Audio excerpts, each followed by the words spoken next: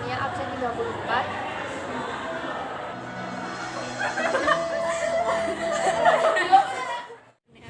Ini adalah perjalanan menuju di raya. Lokasinya itu ada di Kali Putih, Genteng Wetan. Genteng Wetan terus Sidik. Yang akan kita bahas pertama adalah komponen dari ekosistem padang rumput.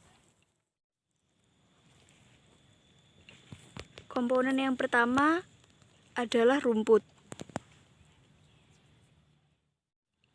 Lalu di sini ada bok-bokcong. Lalu ini ada belalang. Itu adalah salah satu komponen ekosistem, yaitu semut. Juga ada lagi kupu-kupu. Itu kupu-kupunya, yaitu Ini adalah ngomongnya.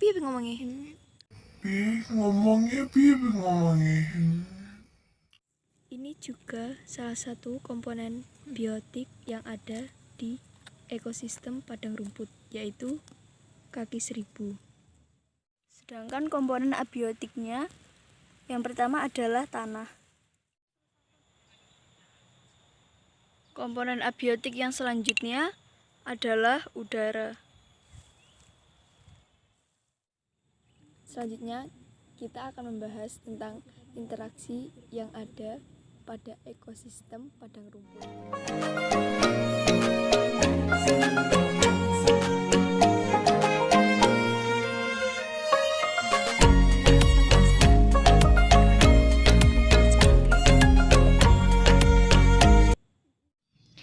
Di sini saya akan menjelaskan tentang biogeokimia di padang rumput.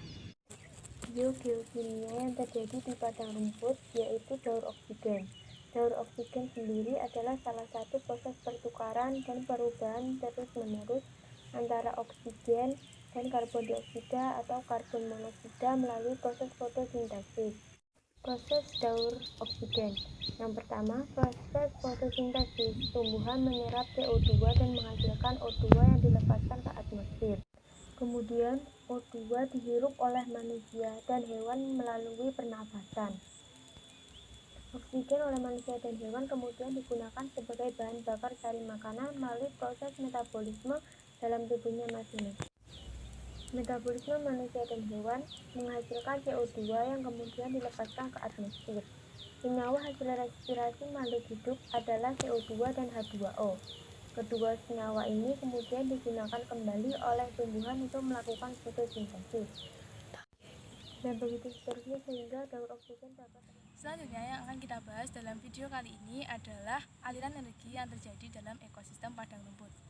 Yang pertama, energi yang terjadi adalah energi matahari yang masuk ke ekosistem padang rumput dan melakukan fotosintesis yang dimanfaatkan oleh tumbuhan. Tumbuhan yang melakukan fotosintesis tadi dimakan oleh belalang. Nah, belalang tadi dimakan oleh burung. Lambat laun burung tersebut akan mati sehingga burung tersebut akan diuraikan oleh dekomposer yang ada di dalam tanah berupa bakteri pengurai. Yang terakhir, kita akan membahas tentang suksesi yang terjadi pada ekosistem padang rumput. Suksesi yang terjadi yaitu suksesi sekunder, yaitu suksesi yang terjadi pada lahan atau wilayah yang pada awalnya telah bervegetasi sempurna, kemudian mengalami kerusakan, tetapi tidak sampai menghilangkan komunitas asal secara total. Umumnya lahan atau wilayah yang mengalami kerusakan dapat kembali pulih seperti keadaan semula.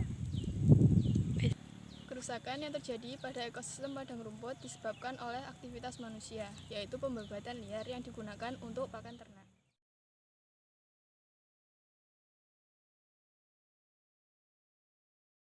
Ketika ekosistem padang rumput ini tidak dikelola oleh seringnya gangguan manusia, mereka akan beregenerasi secara alami dan cepat menjadi hutan muda sekunder.